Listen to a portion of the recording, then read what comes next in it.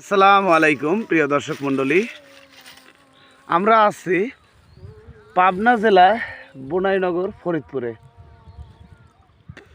তে এখানে আমরা অনেক পরিমাণ চারা দিছিলাম। আমাদের যে লম্বা জাতের পটল এনারা মাটিতে চাষ করেছে, এখানে আমরা পরিদর্শন করতে আসছি। দেখেন কি পরিমাণ পটল ধরেছে, সেটা চোখে না দেখলে আসলে বিশ্বাস করার মতো না। পরতে পরতে পড়ে আছে।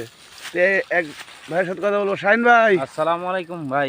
কি অবস্থা, কি রকম পটল দেখতেছেন? হ্যাঁ, ভালো আছি দাদা। ভাই পটল দেখতেছেন কি রকম?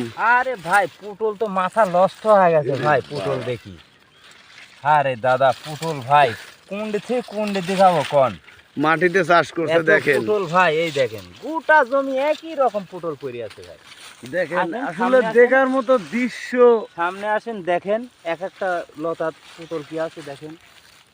দেখেন শুধু দৃশ্য হয়ে আছে, একই রকম ধরে আছে ভাই পটল, খালি পটল আর পটল। আসলে আমি বাংলাদেশের যত জেলাতেই পটল দিয়েছি, কারণ পুরুষ এবং মহিলা আলাদা আলাদা করে দিয়েছি। দেখেন আসলে এটা বিশ্বাস করার মতো নাই।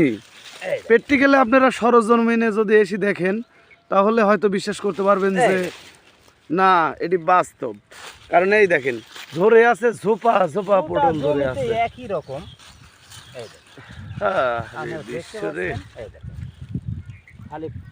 আমাদের এই হাইব্রিড জাতের পটল খালি মাছাতে না, মাটিতেও দেখেন পর্যাপ্ত পরিমাণ ধরে আছে। ভাই একই রকম ধরেছে, পটলের অভাব নেই।